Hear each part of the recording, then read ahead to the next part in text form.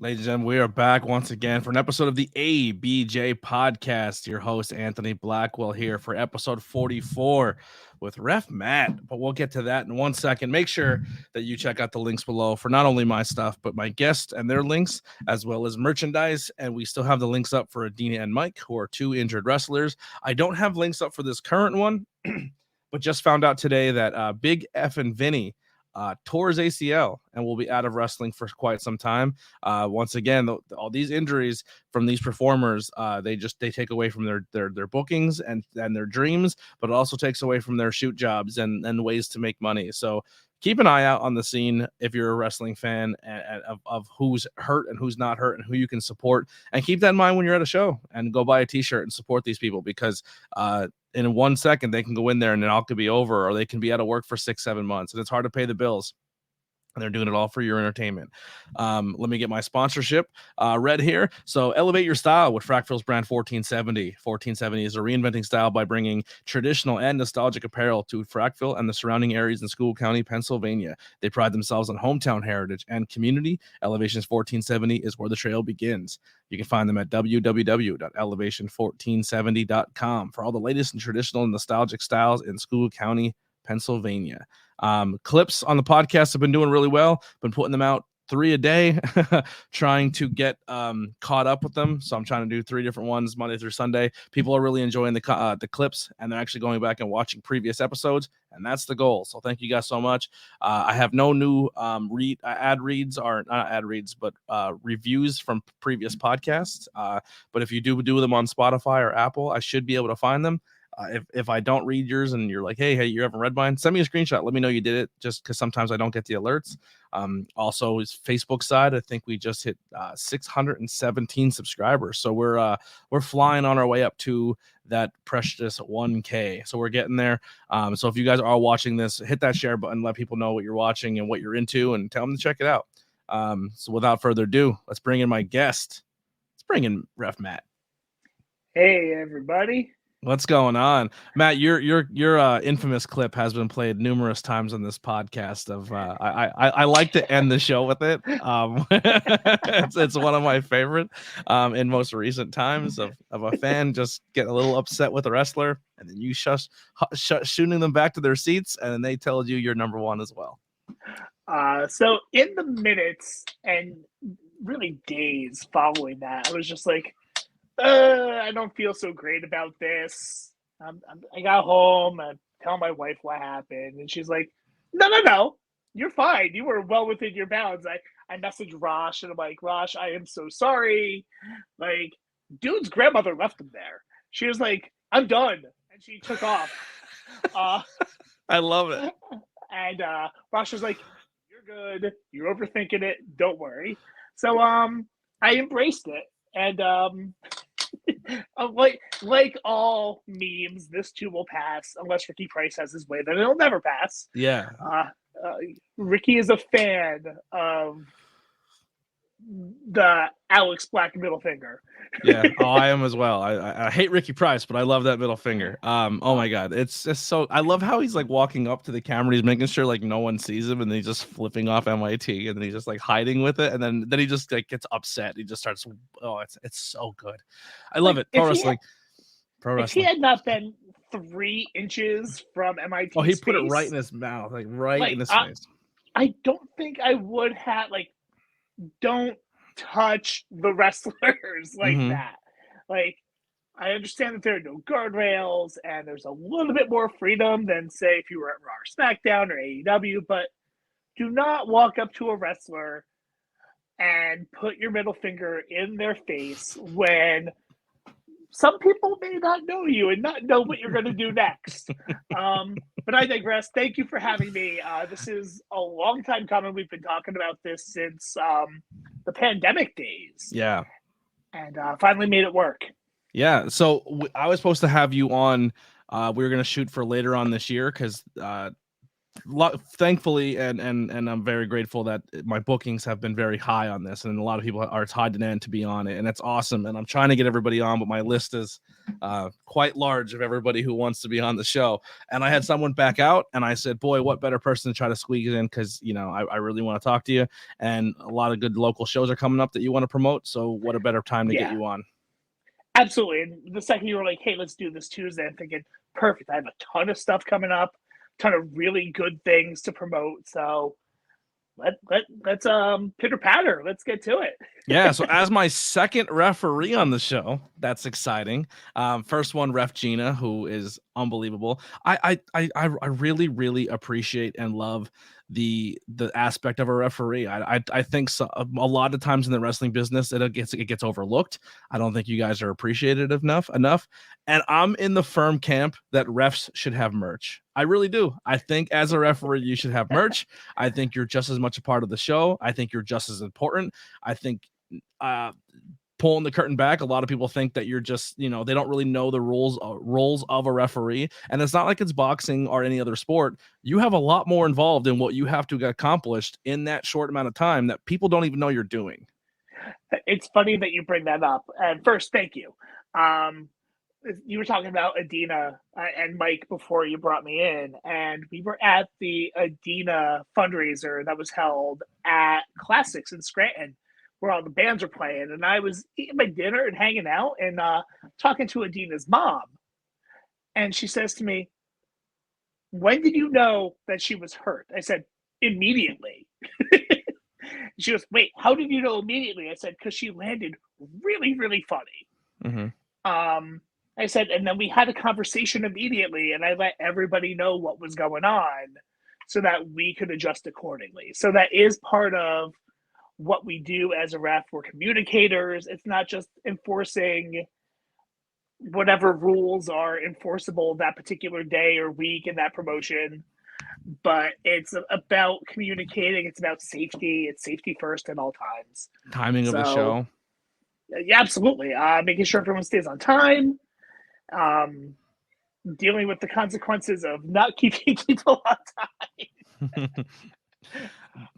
But how you just said there that you seen her go down awkwardly, and actually you kind of like during the match, if you go back and watch it on Smash Master Wrestling on YouTube, you could actually see you you react to the bump. And it wasn't just like a ref react to a bump, like it was a legit reaction. And how you said, I immediately had a conversation with everybody. But as a fan, they have no idea that conversation just happened because you're good at what you do.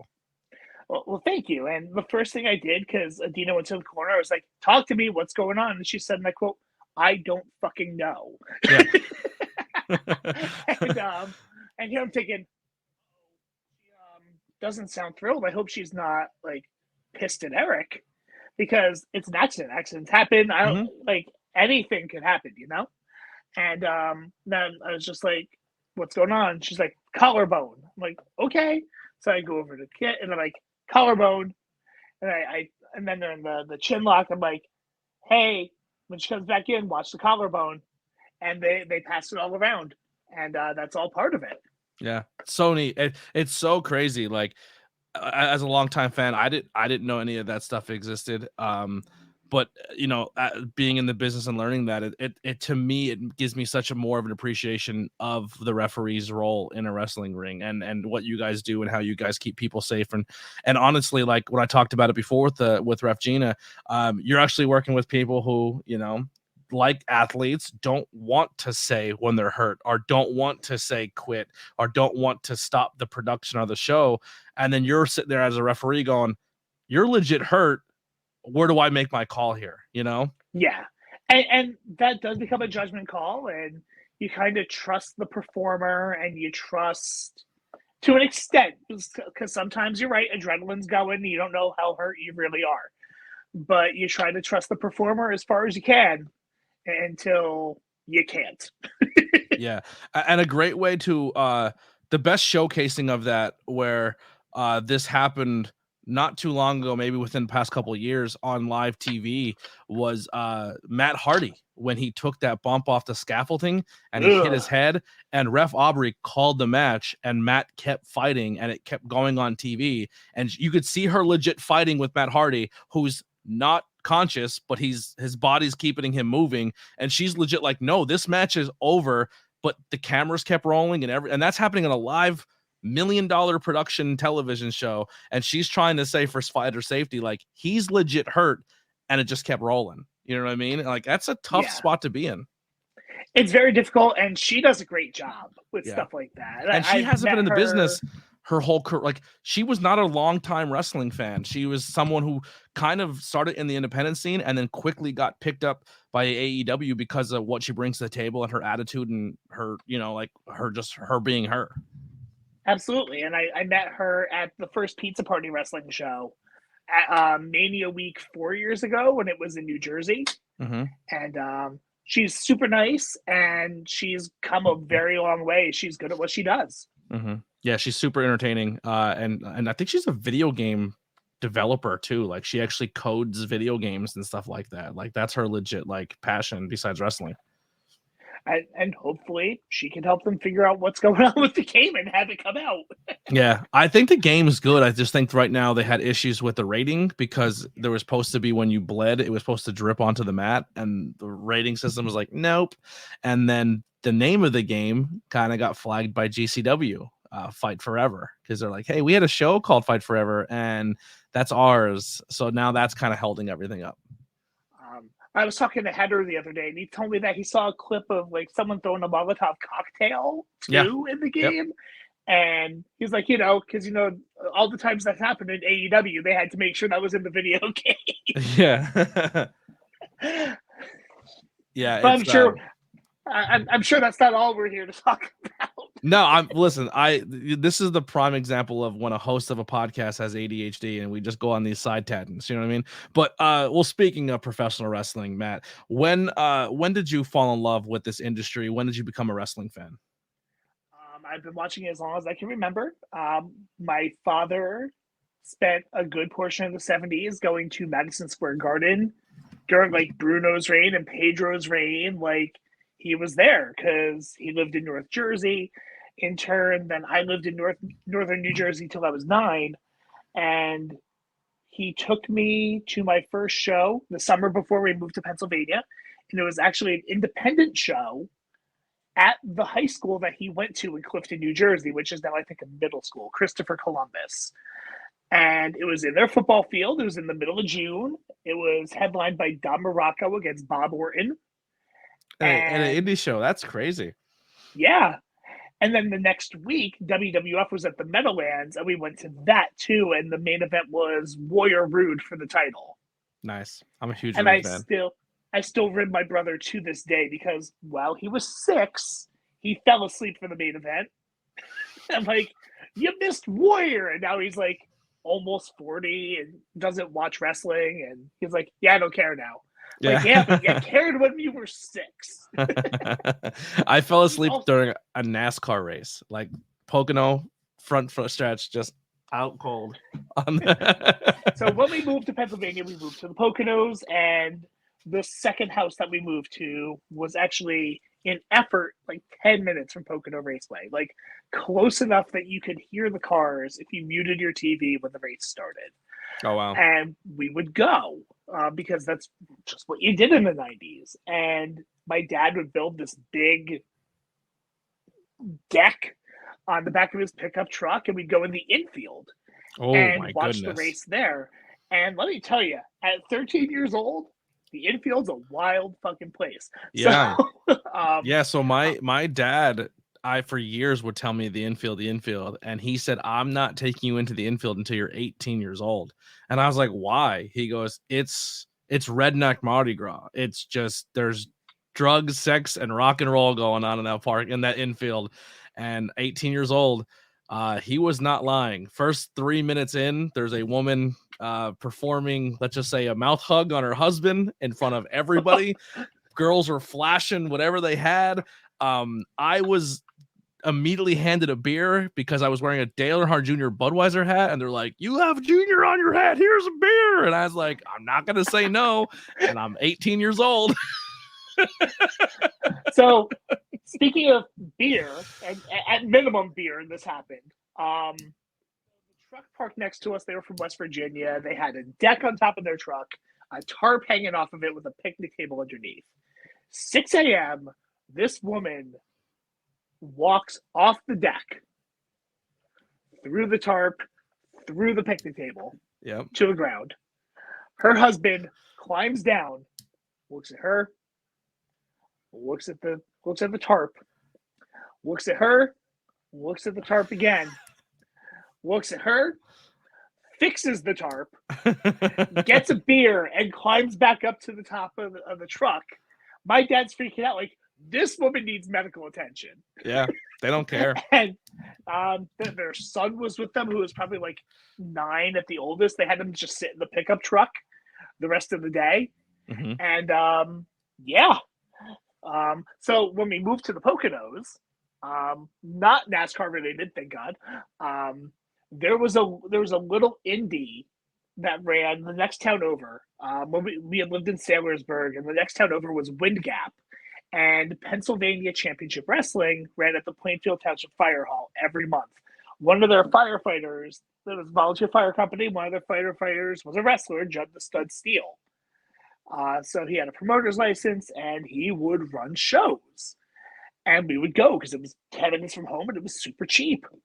And it was in that moment that I realized that anyone could do this. You didn't have to, because like that first indie show, like, you're seeing Don Morocco, you're seeing Bob Orton, you're like, yeah, this is kind of a thing.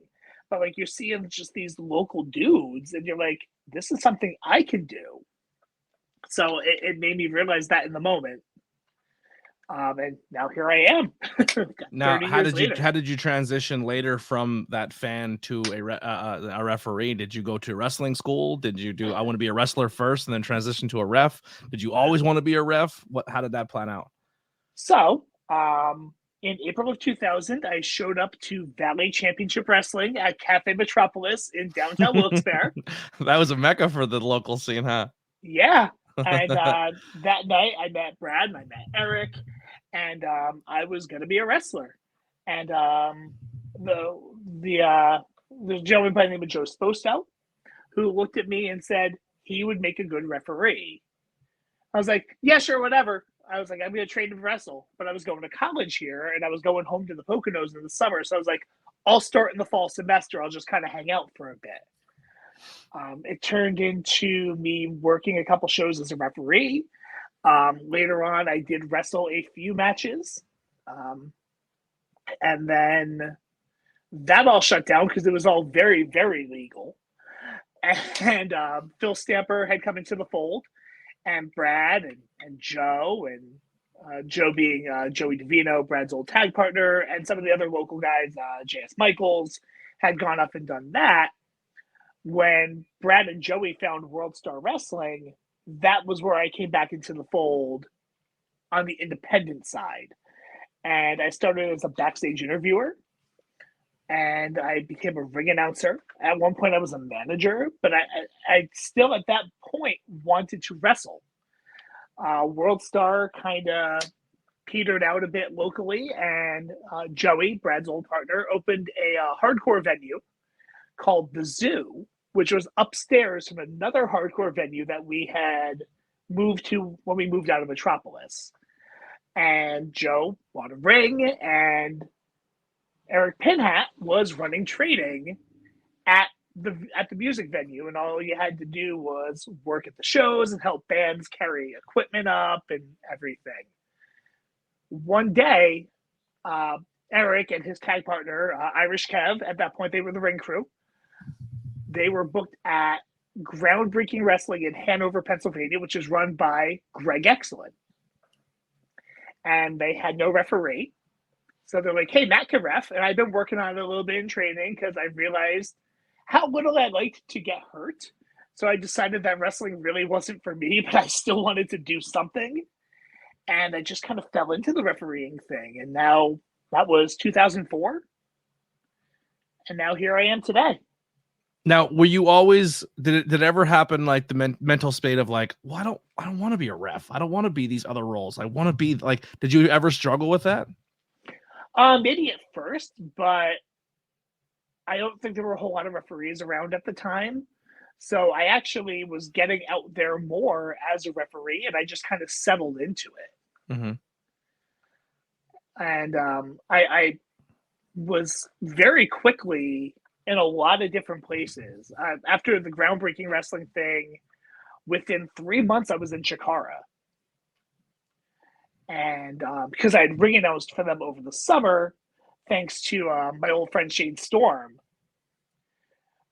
he was like, "Hey, Carolina Gym's not available for Young Lions Cup." It was the year that Sweeney won the Young Lions Cup, Young Lions Cup 2.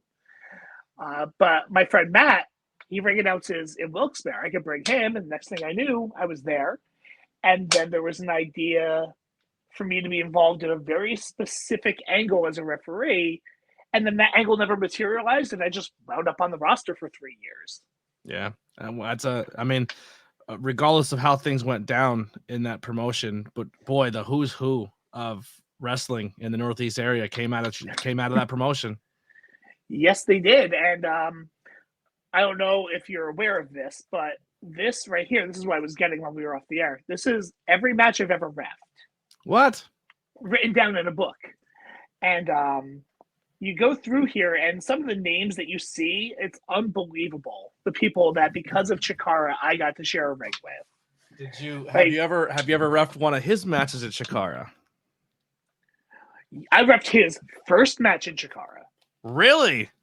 Yes. When he was still the Right Stuff Brody Lee, and he beat. Actually, he lost to Jerry.TV, who was Equinox at that point. Yeah. That's so cool, man. Yeah, I actually was when we were at Hamburg. I bought a bunch of like 8x10 old Chikara 8x10s off Gary, and like I have like the Colony. I have the Sean's old one. I have Avery's old one with him and Pineapple Pete. Well, then it was Slam Dunk. I have Player Uno, Player Dos. Like I have like all these like who you see on TV now, but not under the same characters. It's so cool. Yeah. And it's amazing to see how far some of those people have come, and well deserved. Like your Orange Cassidy's and Eddie Kingston's, and even like you don't see Uno a lot on TV, but he's having a little bit of a resurgence now. Yeah, and like he can go. Like Claudio, it's awesome to like see Claudio still going. He was like the nicest guy, and he is probably hands down one of the best people I've ever been in the ring with. Yeah. There was a show in Pine Grove that Claudio did. I don't remember. It might have been Chikara. I'm not sure, but I remember my buddy, he has a video of it where I guess the venue was light and they still needed people out like to come in. So Claudio went out on the main street of Pine Grove in his full gear, and he was just posing outside, walking on the street, flexing and posing, and he's pointing people into the venue. It's like, yeah. That sounds like a very Claudio thing to do. I never worked a show in Pine Grove. I did a couple shows. We were in Barnesville. Oh, at Lakeside Ballroom. No, that was WXW. This was at their firehouse. Oh wow. Okay. I did do a couple shows at the Lakeside Ballroom when I was in WXW, which actually came when I left Chikara under the most sprinkly of circumstances. And if you know, you know. But Phil Stamper called me one day, and he's like, "Hey, can you get to Allentown for WXW?" I'm like, "Yeah, sure." And WXW, as a point of reference, had done a show at my high school when I was a senior in high school. Like WXW was the place locally because there wasn't a lot locally. And I remember I wrote for the school newspaper, and I interviewed a couple of the wrestlers and all that stuff. I'm like, that's pretty cool. And now I'm going to be on their show. Yeah. And I was there for 10 years. And WXW, for the ones who don't know, if you're not local to the area or you're just hearing, that is essentially the Wild Samoan school. Yes. Yeah.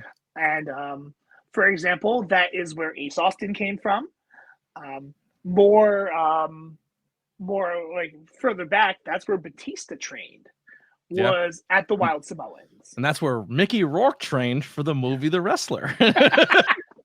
And he was at a couple shows. He would come in and just be like, hey, guys. I actually seen photos of, and I don't think a lot of people know this, but Trotsky was telling me that it wasn't actually Mickey Rourke was the first pick. The first pick was Nicolas Cage.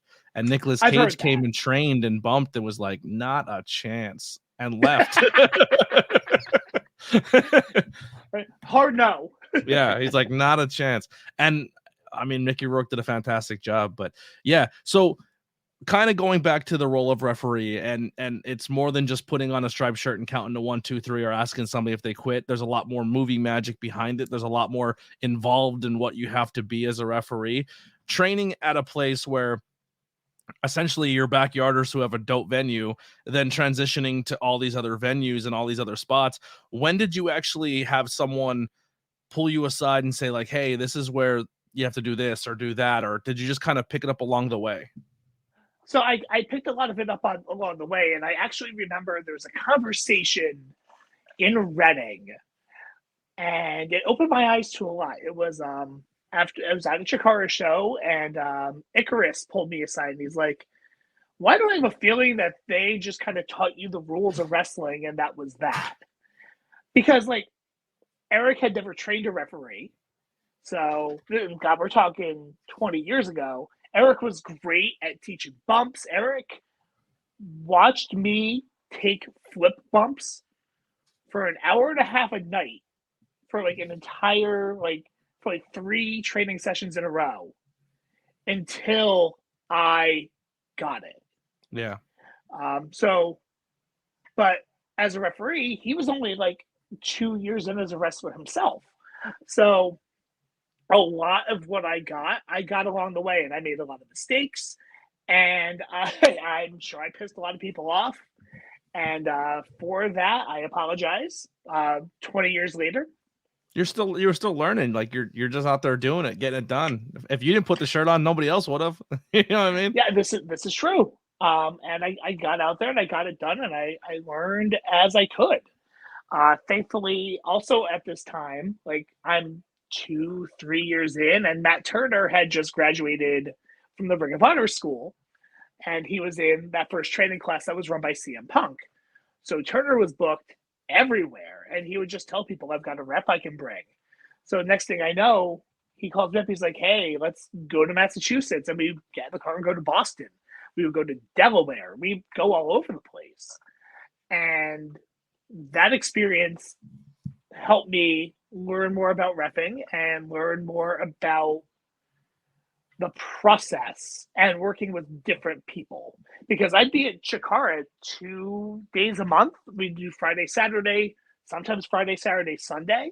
But I was always with a lot of the same people, which is nice for comfort. But they also kind of had their own rules there as well. There was a little bit different. Oh, Chikara rules are way different than normal wrestling. Yes. Oh, absolutely. We're getting on the road with Turner, and subsequently then getting into WXW taught me, like, it made me more versatile and really filled in those gaps. Yeah. I remember the first time I seen Lucha Tag, I was like, what is happening? And they're like, oh, that's the rule here. I'm like, what? And then I watched it. I was like, now it's my favorite form of tag team matches. I don't know how it is as a referee, but as a viewer, I prefer Lucha Tag over any other type of tag team match. I love the flow of Lucha Tags. It takes away from some of the more traditional tag psychology, but that's okay because there's a time and a place for that too. I love tag team psychology. Yeah. I love cutting off the ring, distracting the ref, drawing the ref, that false tags. I love all that stuff. But Lucha Tags have like a smoothness to them.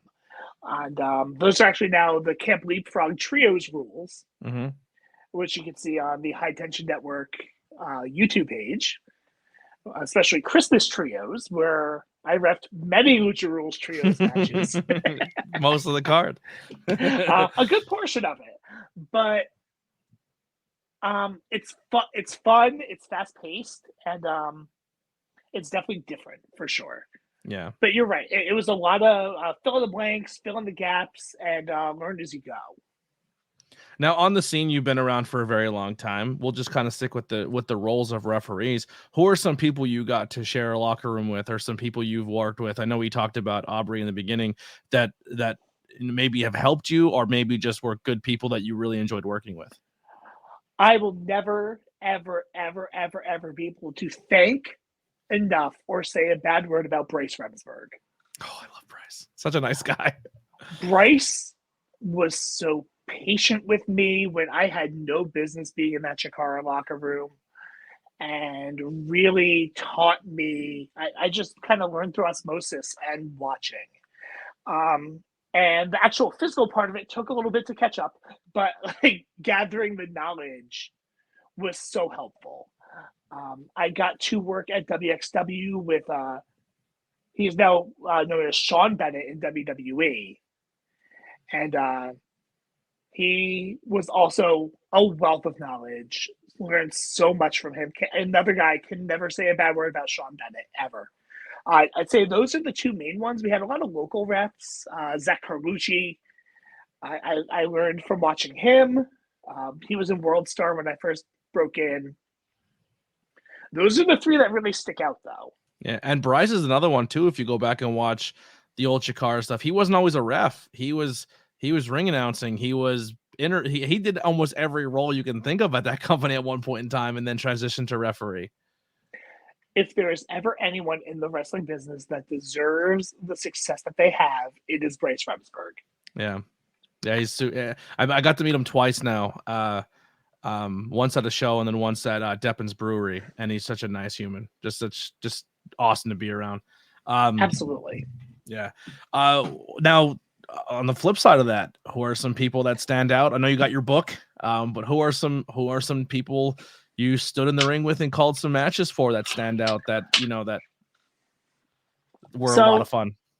I'm pretty sure that this past week, Kevin Owens was in the main last year at Mania. So Kevin Owens and Sami Zayn are the first two WrestleMania main eventers that I have ever shared a ring with, and I worked with at Chikara's King of Trios.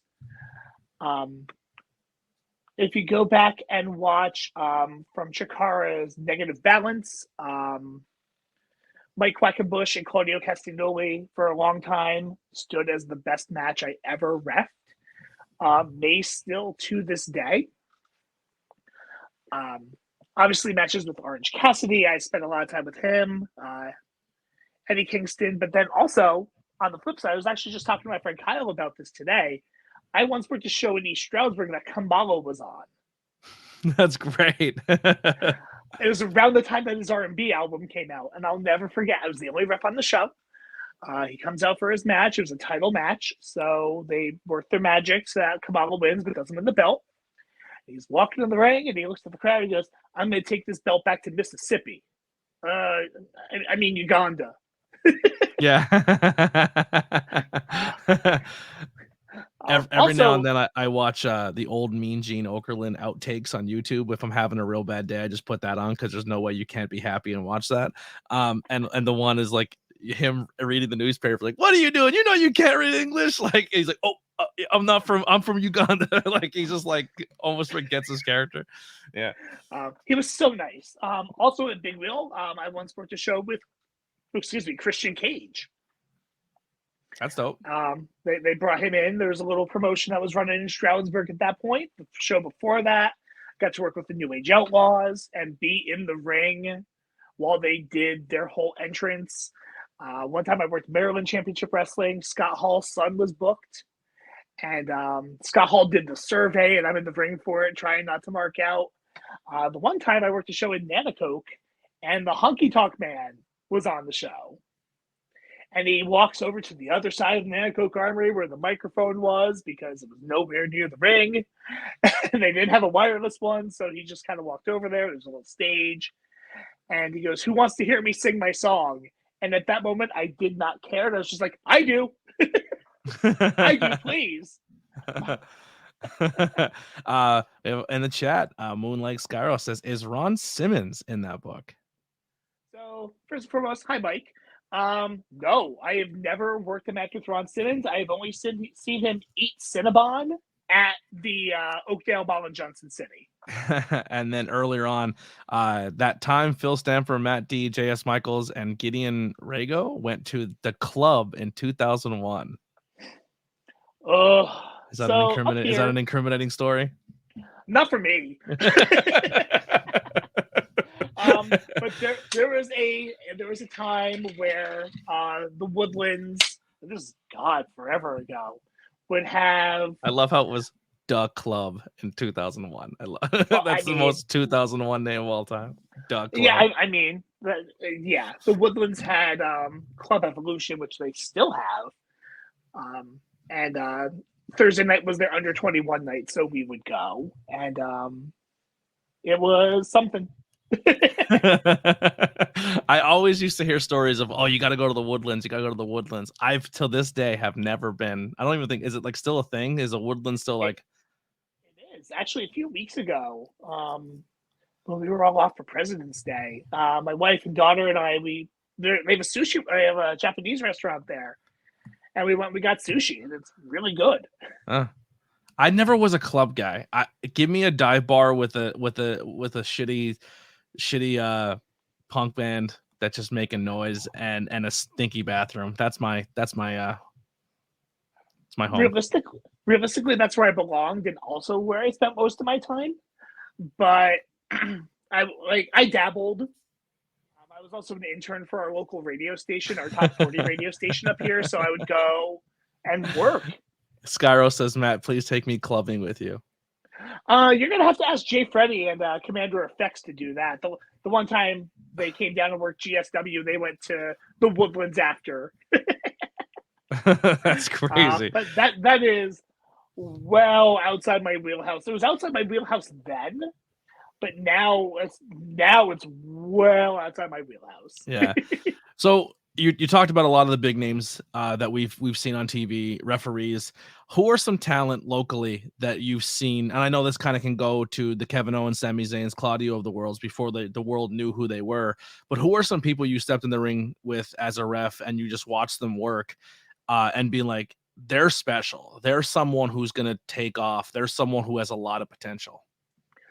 There are a lot of those. I mean, we are very lucky in Northeast Pennsylvania to have that kind of scene where, like, I remember working little shows in Hazleton with the company that became True Wrestling with like Tony Deppen working on the shows, and like Clay Drasher, who I wish was still more active than he is today, like out there doing his thing. And like you look today and you see Mike Skyros out there really becoming a leader.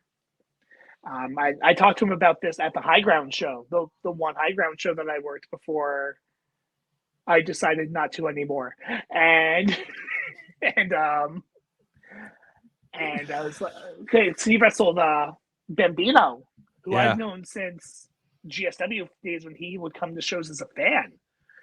And like I told him, I'm like, I wasn't sure how this was going to go, but you led and he put his work in and it was fantastic. Trying to think of some other guys who just looked like they had it. Whether it be as a tag team or in singles, when you had Brute Van Slyke and Kevin Graham in 2015, 2016, 2017. And Brute is still out there plugging away and getting back on the road more and doing more, but he went to Japan. He teamed with the Great Muta. Kevin moved to Texas and stopped wrestling and now does a very good podcast. He has a whole podcast network called Brain Wreck TV that everyone should check out. But those were guys. Getting to work with Jerry when he was Vin Gerard and Equinox. Getting to work with Shane Storm and Stigma.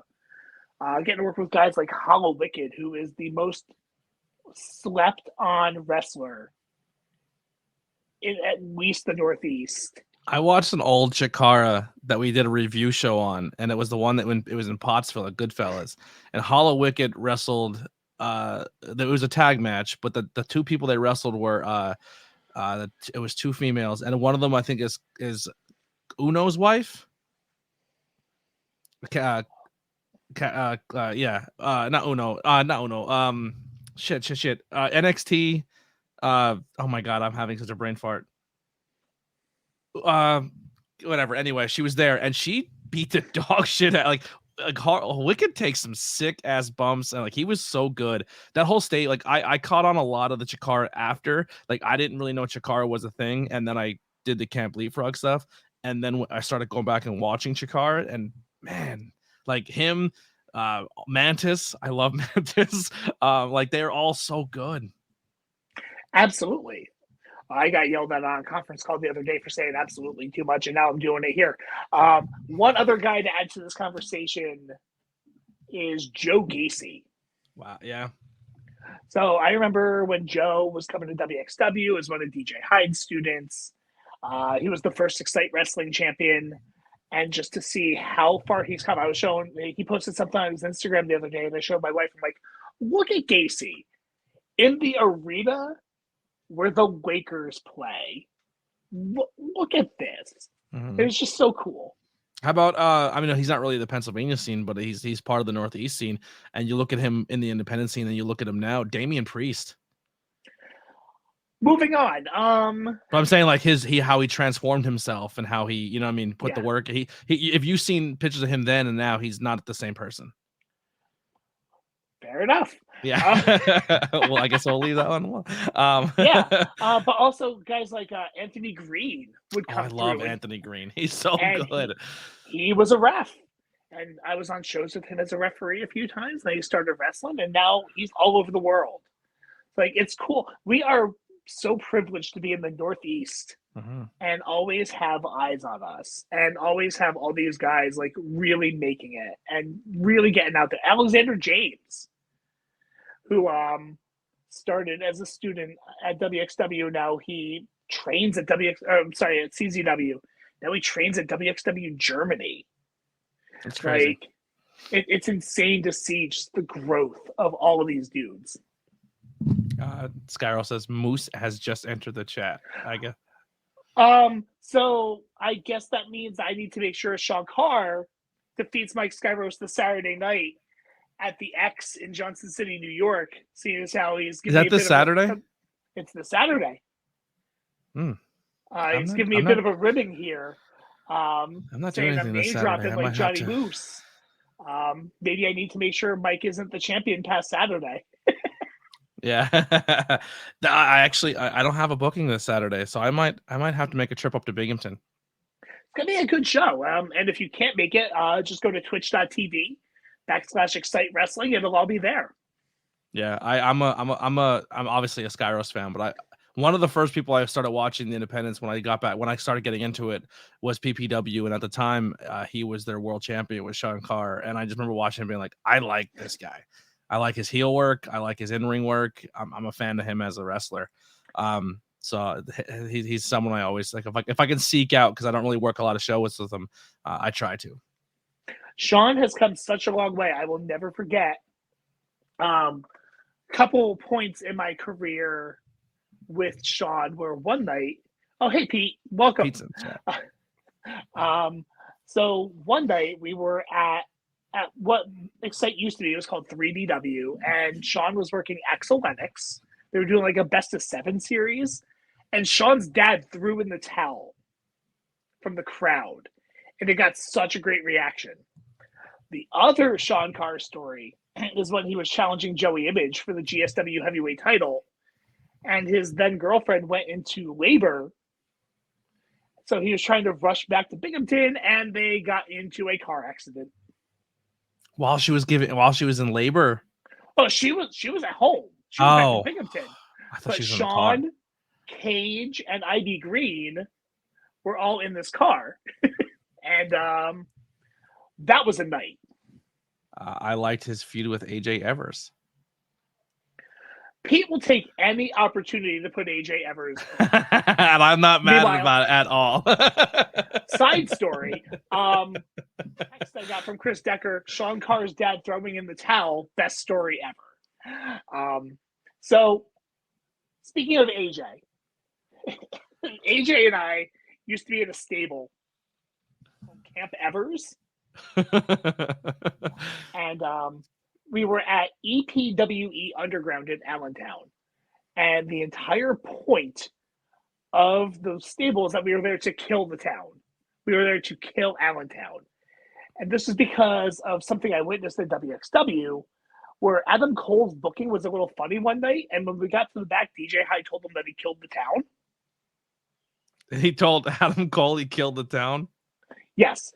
So Well. So AJ, oh yeah, he absolutely killed Allentown. So AJ, that aged well. It did. Hindsight 2020, not so much. So AJ starts this stable called Camp Evers, and I became the crooked referee. I helped him win the U.S. title, and he had Irish Kev with him as Coach Skull, who was like Vince Lombardi, but Vince Lombardi if he did shady things. I mean, jury's still out. We don't know. Cameras weren't there. To be fair. If you ain't cheating, you ain't trying. And then we had Decker was the offensive coordinator. Like, it became this whole thing. And it was some of the most fun we ever had was doing the Camp Evers stuff. AJ is the most entertaining, one of the most entertaining people to be around and just watching the ring. He's amazing. It's so funny because he had the long hair, and I won't stooge off his shoot job, but we were at High Tension at the Steamtown Ball, and my wife and my daughter were there, and our friend Sarah was sitting with them, and AJ comes out for his match with Tommy Vex, and Ashley, my wife, looks at Sarah and goes, "Do you know this is what he does for a living?" And Sarah's like, "That guy?" Yeah, it's funny. The night before that show happened, him and Tommy wrestled at the Sanctuary, the Friday before, and I just go into the back to just like get notes and make sure I'm good for commentary, and Tommy is putting on AJ's gear, and AJ's putting on Tommy's gear, and then they just looked at me and go, "Don't say a word to anyone." And then they came out with like a baby mask on, and then they took it off, and they wrestled a match. And I just called it as if it was just them and they didn't character swap. So Tommy was AJ, AJ was Tommy, and they didn't tell anyone they were going to do it, especially Trotsky. So Trotsky, seeing him take the mask off and being obviously AJ was Tommy, he was just like, what the fuck? Like, that's just the magic you're going to get if AJ is in your locker room, or even a Tommy Vex. So one time at Sanctuary, Tommy, Rosh, and I devised a plan to get Trotsky like that, because Trotsky told Rosh and Tommy that he wanted a very old school NWA style match from them. And we went out there, and the entire story of the match was them just aggravating me by cheating and yelling, "What are you going to do about it?" Have you ever had a situation working with maybe a newer talent or a talent where they just get carried away and they, like, as a ref, you're just stuck. You're like, well, either that's a 3 or that's a disqualification or you're out of the ring for 10 seconds. Like, where maybe the match didn't end the way it was supposed to end on paper, but as a referee, they left you no choice. I once did a shoot count out at WXW. I have started because of a wrestler that AJ wrestled once. This is another great story. He was trying to fire up the crowd by like pounding on the mat. AJ had him in like a chin lock. Well, I was gonna go, "Are you tapping out?" He's like, "Oh wait, no." He started to stomp his foot then. So now I've started to check in that manner. Is that a tap out? Oh yeah. No, it's not. Okay. For the record, this guy called the entire beginning of the match, but with AJ's by saying, we're going to lock up. And then his name was Manny. And AJ goes, Manny goes, "Then I'm going to back you into the ropes. I'm going to whip you off the ropes." And AJ's like, AJ's like, "Tell me more." Yeah. And so then he goes, "I'm going to do a drop down." And AJ goes, "You're going to do a leapfrog next?" And Manny looks and goes, "No." Like, he got all stern. And then his finisher was a heart punch. It was his first match. And he insisted on being the heel, even though he sold 25 tickets. And, like... Crazy. What was going back to the referee thing? Like how you have to call something out. Wasn't it Chikara? I think Brian was telling me. I've never physically seen the match, but either Brian said it was either Chikara or one of those crazy promotions where they said to the ref like he tapped, and the referee goes what, and then they just ring the bell because they listen to the guy, like it was one of those like shtick things, like that checks out. Yeah. Like the heel says like he tapped out, and the guy's like, no, I didn't. He goes, did you tap out? Ring the bell. I was about to say, have you ever done any crazy spots of that nature? But I mean, if you look at some clips or look at some recent high tension stuff, you've been known to body slam a few people in your career. Yes, and actually that was not the first time I had done that. We were at the IWTV family reunion show, the first one. Oh, Jesus Christ, Pete. We're not going to go down that route of sprinkly badness. But no, I'm intrigued. We were doing a 6-way, and there's a wrestler from the Midwest. His name is Mikey. And everyone was taking turns body slamming Mikey. And we're in the back talking about this. And Eric Cannon looks at me and goes, you want to body slam Mikey? I'm like, yeah, sure. So it's like 12:07 p.m., the first show of WrestleMania week. And here I am body slamming this dude that I've never met before. Yeah. And you body slammed Tommy at High Tension? I did. And he had it coming.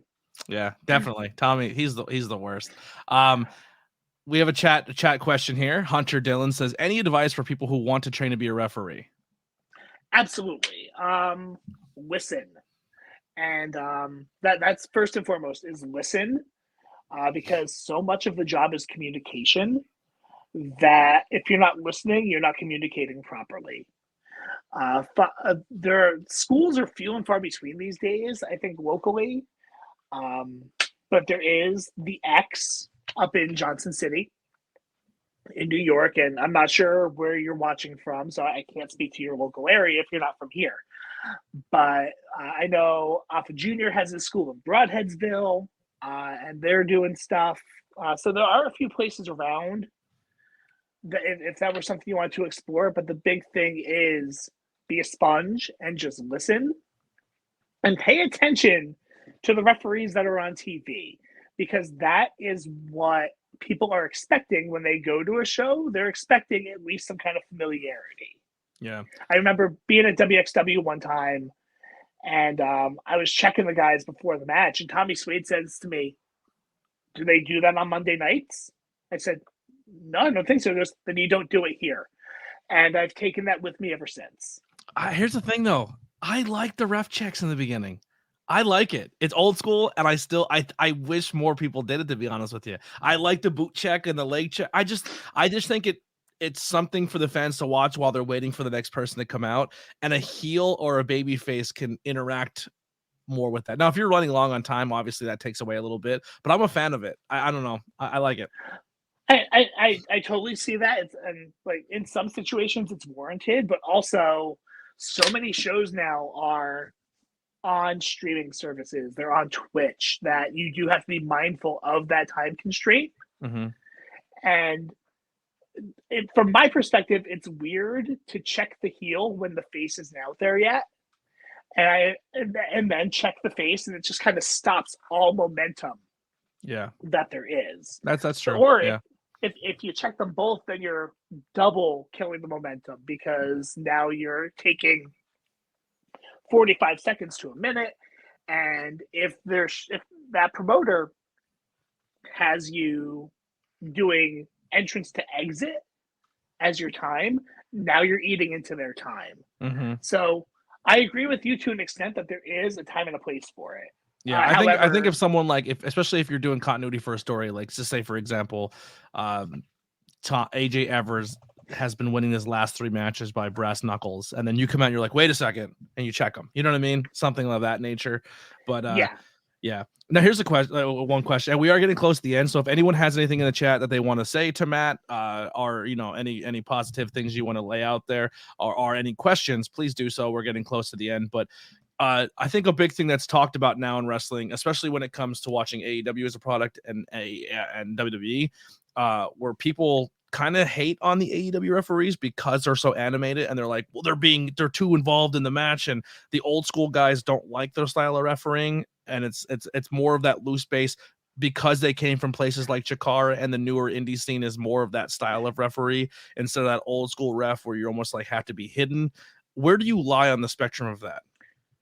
I think there's a time and a place for everything. It depends on the story and the situation that the match is trying to tell. If I'm asked to be a part of something, I will think about if it makes sense before I agree to it. I will think about if it makes sense for the story that's being told. However, keep in mind that AEW and WWE don't have the same target, don't have the same fan base. I mean, they do, but at the same time, they are vastly different styles, and the fan bases are expecting sometimes vastly different things. Mm-hmm. So for someone who's on that more old school mindset of a ref should be stoic, well, they're not really who AEW is trying to get.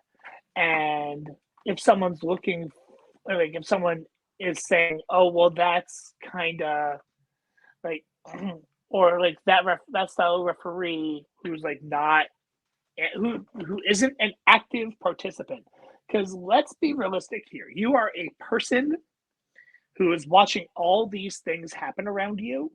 And yes, it's your job, but at the same time, you're watching people get thrown around, and to stand there stoic, like, and not react to it at all, to show no emotion, have no like response at all, kind of doesn't make sense. But it also depends on the situation, like how over the top you could be about it. Yeah, I will do what I'm asked, especially whoever is promoting the show and paying me at the end of the night. If there's something you want, by all means, I'll find a way to make it work. But I will think about it first and see if it makes sense and if it's going to detract from the story that the wrestlers are trying to tell. Because at the end of the day, they're the stars. I'm the support. Yeah.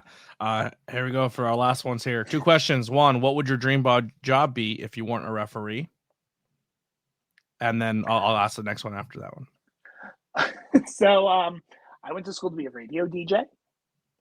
And then I realized I didn't want to move to a cornfield in Iowa and make minimum wage, because that's kind of much like wrestling. That's how you do it. You go to the little stations and work your way up. So that'll be a lot of fun. If I could write a letter to my younger self, You're good. Over, so the people audio wise, if you could write a letter to your younger self, what would it say? Shut up. I feel that in my soul. Not for you, for me. Quit being so awkward, which I would write that letter to me an hour ago. Can I kind of pull the curtain back a little bit on for us? Yeah. So maybe about a year ago, I would say, we had a personal interaction that no one knew about that wasn't amazing, but it was also because we didn't really know each other as people. And one of the things I enjoy about you and I'm a fan of is it was awkward, and it didn't get really ugly. It wasn't good, but it wasn't awful. But for a while we just kind of just didn't talk to each other. We just kind of went our own ways, and we were at a show one day, and you came up as a veteran move, and I respect the shit out of that, because it's probably something I should have done because I haven't been in as long as you. But you're like, hey man, we're gonna be working a lot. Run in by Heidi. We're gonna be working a lot with each other. Can we have a conversation? Can we get past this so it's not awkward, and I respect you and you respect me type deal? And I want to say, like, as someone, we went through that, I respect the shit out of that, man, and I'm really, really happy you did that, because I think it flourished into a way better friendship and relationship. So my advice to be, if you do have heat in wrestling terms, or if you think there's something there that you can possibly squash with a conversation, please do so. Nobody wants to be in a locker room where you have that kind of environment, or there's two people kind of going that route. And I think you as a veteran seen that and ended it, and I really respected it. Well, thank you, and I'm glad that you were agreeable to that. And like, we're going to be on shows together all the time, and like, why make it weird? And Yeah. why purposely continue to drag something out? Now, sometimes there are situations where it's better to just not speak to people that you've had disagreements with. And it's okay to just like have that mutual understanding of like, we're just going to chill away from each other, and that's that. And you run with your circle, I'll run with mine. And that's that. But like in your situation where we had a conversation, you're right. It wasn't the best of conversations, and it kind of became a thing for a couple minutes, and like we talked through it, but like left it on not fantastic terms. I was just like, this dumb. What are we doing here? because we both had the same idea and the same premise. We just couldn't get to the end the same way. And like I said, I feel like, I mean, at least on my end, I definitely respected you for what you've done in the business and how long you've been in the business and the circle you run in and the people you work with. And I respect every single one of them. And I was just like, I don't want to get too much into it, but I was like, why is he coming at me like that? And then I was just like, and everyone was like, every single person when I approached them, like, why? Because I wanted to find out. They're like, that's Matt. And I was just like, oh, and it wasn't like a negative thing. It was like, you just don't know him as a person. You should really have a conversation. And I was like, maybe you're right. And then when you came up and we had that conversation, and then learning more about you and having more conversations and learning, even like on this podcast, about how you came up and how you approach things and do things. And everyone has their quirks and everyone has their flaws, or, you know, things the way they and I'm the same way. I have mine. And we just kind of met in the middle. And I'm, like I said, I would say from anyone who's listening, just please have those conversations. Please just try. If you genuinely like the person, or you genuinely want to make things better, don't let things end ugly, and just a conversation goes a long way. Absolutely. There it is again. My manager in Los Angeles is like, her absolutely sense is tingling right now. Like, go check my I say 100% a lot. I say 100%. That's my thing. But yeah. So going back to the radio thing, I honestly, growing up, I was a Howard Stern guy. That was my car ride to school every day was Howard Stern. So that's what got me into like the conversations and listening to people and talking about things that may be taboo and stuff like that. And then the podcast game was Kevin Smith. So it's like a mix of those two, but I definitely feel you on the radio side. I think I did a radio spot once where I kind of hosted for a block, an internet radio show, and it was a lot of fun. But yeah. I did college radio for my undergrad and grad school stuff. Undergrad at WRKC in Wilkes-Barre, and WESS in East Stroudsburg for grad school. And it's an experience that I would never trade for anything. If I know you and it's not because of wrestling or because of work, it's because of college radio. Some of my closest friends, especially WESS, came from there.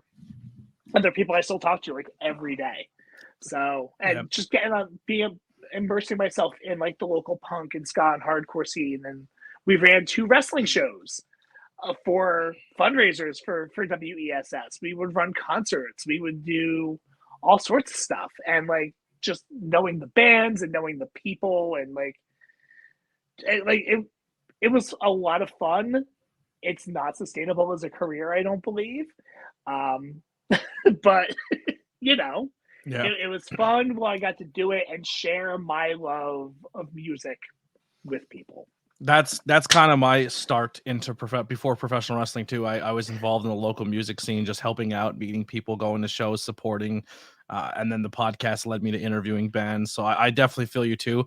I wish we had more time. We just hit the hour mark. I don't want to go too long, because I think if we start this conversation, we'll be here for another 4 hours. But I definitely want to have you back on, because I definitely want to tap more into your music scene side of things. I think that's very, very interesting. So I definitely would love to have you back on, or even if like I'm doing the review stuff, if you like, let's review an old album that you're passionate about or something like that. But where can people, I know you, for a sponsorship, you have someone who sponsors you a lot at Smashmaster. What's the local music scene? So yeah, I've had 2 sponsors at Smashmaster. I'll put them both over right now. The first is Feet First Productions. That was if you go to feetfirst.tv, and they film punk and hardcore sometimes rap shows, some alternative bands. It's all on their website.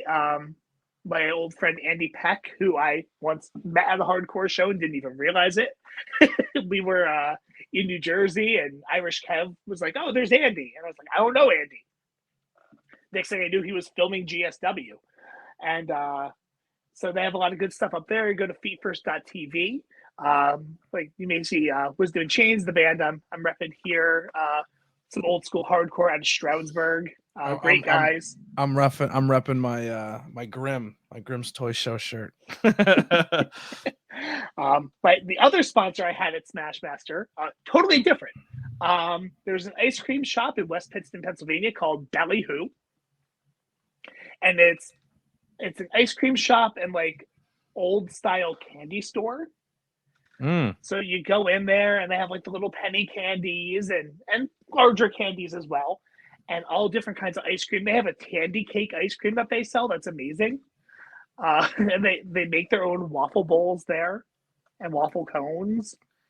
And it's just like an old style ice cream and candy shop. And bro, there was nothing better than when because we had 4 in Monty City at one point in time growing up. We had 4 penny candy stores, and they were all like video stores that had penny candy, and your mom would hook you up for like $3 for the day, and you just go and get like a dollar worth of Swedish fish, or like, but you know what I missed that were popular?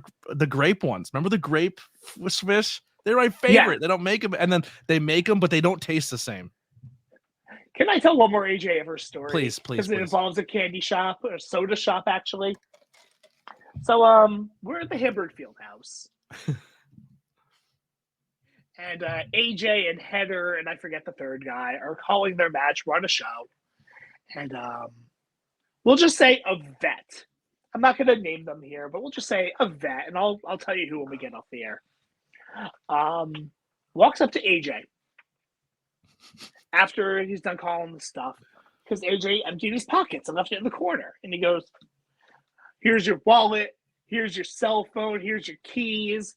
You should be thanking me. I could have taken your debit card or made long distance phone calls on your cell phone." That's a direct quote. Like, I'm not please don't make long distance phone calls on a cell phone. Oh no. My bill's gonna it's my anytime minutes up. So he goes, "I want you to go buy me a Monster." And he's just like, "Oh, that's funny, yeah." And the guy goes, No. I'm serious. Because I didn't steal your stuff, go buy me a Monster. So AJ and Irish Kev, who was doing the Coach Skull thing, and myself, we start to walk the streets of Hamburg. And the only correlation here is that I know there's a soda shop in Hamburg. I think that may be where the Monster was retrieved. We get back. AJ goes, "Here's your Monster." And Vito was the guy. Oops. Goes, "Oh, you're funny, kid. You're a pisser." He's like, "What?" And the guy's like, "Oh, I was just kidding."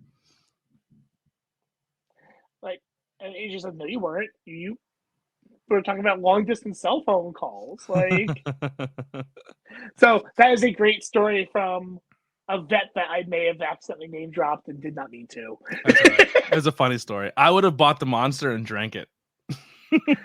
That's what I would have done. I mean, all those long distance cell phone calls that he could have made. Yeah, I would have purposely left the venue and bought the item and then drank it. That's what I would have done. Here's an empty Monster can for you. Yeah. But anyway, Matt, thank you so much for your time. Well, listen, let's real quick, the links below. Matt, so I asked Matt what links he wanted to put in, and Matt says, "I don't do social media. So instead of that, go check out the promotions I work." So in the links below are the links for the Instagram pages for Labor of Love, Xcite Wrestling, BYOB Wrestling, and Smashmaster Wrestling. You can see Matt on 4/8 in Johnson City, New York at Xcite Wrestling, Labor of Love on 4/23 in Philadelphia, BYO in 4/28 in Olyphant. Is that, did I say that right? Olyphant. Sorry. That's Pennsylvania? Yeah, that's in Pennsylvania. It's actually the town next to Throop. Oh, Which okay. is where we'll I'm be. actually really looking for that show. The card they just put out for that is really good. It's gonna be a real good time. I hear the building's a little small, but that's what basement shows are. Yeah. It's supposed to have a basement show feel to it. And there's gonna be like punk music and stuff, right? Like rock music. Yeah. There's a band called The Fading Season. They're out of Stroudsburg, and the promoter tells me that they are very good. I haven't had the chance to listen to them yet. I hope more music makes it in their way into wrestling. I love when they crossbreed, but done right. Like, I hate when WWE puts someone who sings a 38-second song that has nothing to do with the entrance and then stops. After the show, punk show. I think it's fun. Anyway, and then the last one is going to be on 5/6 through Pennsylvania, Smashmaster, Into the Woods. So make sure you come check out all these shows. Links are below for their Instagram pages that will lead you to their social medias and their websites. And one link I didn't send you, but I wanted to put over. My daughter is a member of a local Irish dance group, and they're called the Emerald Isle Step Dancers. They are out of the mountaintop area with classes also here in Pittston. And they consume a lot of my time because, especially now, we are out of what they call March Madness.